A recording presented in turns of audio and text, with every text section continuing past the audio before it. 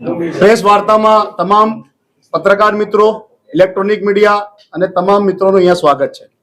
અમારી વચ્ચે ધારાસભ્ય ઇમરાન ખેડાવાલા છે, વોર્ડ પ્રમુખ કય્યુમ કુરેશી છે, અમારા કોંગ્રેસના જમાલપુરના ઉમેદવાર મુસ્તાક ખાદીવાલા, ફૈજ મોહમ્મદ મારફતિયા, સાનિયા પઠાણ અને ડોક્ટર નાઝનીન।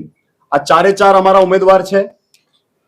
ચારે ચાર એજ્યુકેટેડ છે, યુવાન છે અને અનુભવી પણ છે। આજની પ્રેસ વાર્તાનો જે મુખ્ય હેતુ છે, જમાલપુરના જે પ્રશ્નો છે, જમાલપુરમાં જે રીતે ધારાસભ્ય ઇમરાન ખેડાવાલાએ જે કામગીરી કરી છે એના ઉપર વાત કરીશું અને જમાલપુરના જે ચેલેન્જ છે આવનાર દિવસોમાં જે કોંગ્રેસના ચારે ચાર કોર્પોરેટર જીતશે તો કઈ કામગીરી કરશે એના ઉપર અમે વાત કરવા માંગીએ છીએ। અમે પત્રકાર મિત્રો તમને જણાવવા માંગીએ છીએ કે હાલની જે સ્થિતિ છે એમાં કોઈ પણ પોલિટિકલ પાર્ટી અમારી સાથે સ્પર્ધામાં નથી। સીધે સીધી ફાઇટ ભારતીય જનતા પાર્ટી સાથે છે। અમદાવાદમાં જે પણ પોલિટિકલ પાર્ટી છે અપક્ષની રીતે લડી રહી છે, એ લોકોનું કોઈ વજૂદ નથી, એ લોકો કોઈ પણ સીટ જીતી શકે એમ નથી। એટલે અમારી લડાઈ ભારતીય જનતા પાર્ટી સામે છે।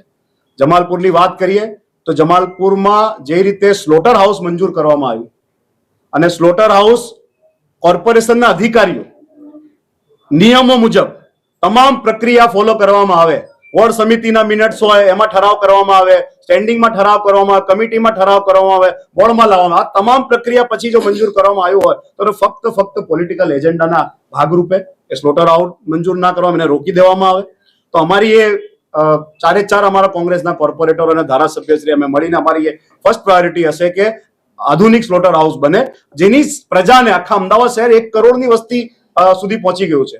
તો જે ખાસ કરીને જે બહારના જે રાજ્યના લોકો છે, સાઉથના લોકો છે, યુપી, બિહાર, ઘણા બધા સ્ટેટના લોકો, રાજસ્થાન, એ લોકો ને પણ આસાન થાય। એ લોકો નોનવેજ ખાય છે, એમાં કઈ છુપાવવાની જરૂર નથી, બધા જ ખાય છે નોનવેજ। અમદાવાદમાં નોન વેજીટેરિયનની પણ સંખ્યા વધી ગઈ છે।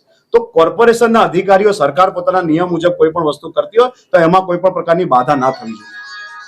અને બીજી વાત કે જે ભારતીય જનતા પાર્ટીનું જે ભ્રષ્ટ શાસન, 42 કરોડમાં બ્રિજ બનાવવામાં આવે અને તોડવા માટે 52 કરોડ રૂપિયા ખર્ચ કરવામાં આવે, જે બ્રિજોમાં ભ્રષ્ટાચાર થયું, રોડમાં ભ્રષ્ટાચાર થયું, મોંઘવારી એટલી વધી ગઈ, ટેક્સ, તમામ પ્રકારના ટેક્સ ઉઘરાતા હોય તો પણ ખાલી બંધનો લાભ ના મળે, પ્રોપર્ટી બંધ હોય તો ટેક્સ ભરવાનું, એક પણ વસ્તુ આપણે ખરીદવા જઈએ એનો તમામ cell tax, income tax, property tax, road tax, તમામ પ્રકારનું ટેક્સ ચૂકવ્યા પછી પણ ગાર્ડનમાં જાઓ તો ફીસ આપવાની, કાંકરિયામાં જાઓ તો ફીસ આપવાની, ટ્રાફિકનો એટલો બધો પ્રશ્ન છે, પાર્કિંગ કરો તો ફીસ આપવાની। આ તમામ બધા મુદ્દાઓ લઈને અમે ભારતીય જનતા પાર્ટીના વિરોધમાં આખા શહેરમાં અમે વિરોધનું પ્રદર્શન કર્યા અને અમે મુદ્દાઓ પર ચૂંટણી લડી રહ્યા છીએ। જે રીતે ભાજપ તેરે શાસન में महंगाई मेरे आंगन में, भाजप तेरे शासन में भ्रष्टाचार मेरे आंगन में, और જે રીતે કમ્પ્યુટરનો કોર્સ ચાલે છે CCC નું, કરપ્શન, કમિશન એટલે કોન્ટ્રાક્ટ ને કમલમમાં કમિશન ના આપો ત્યાં સુધી કોન્ટ્રાક્ટ ના મળે, એ પ્રકારની ભારતીય જનતા પાર્ટીનું ભ્રષ્ટ શાસન છે। તો તમામ મુદ્દાઓ સાથે અમે આ પ્રેસ વાર્તામાં તમારી વચ્ચે ઉપસ્થિત છે।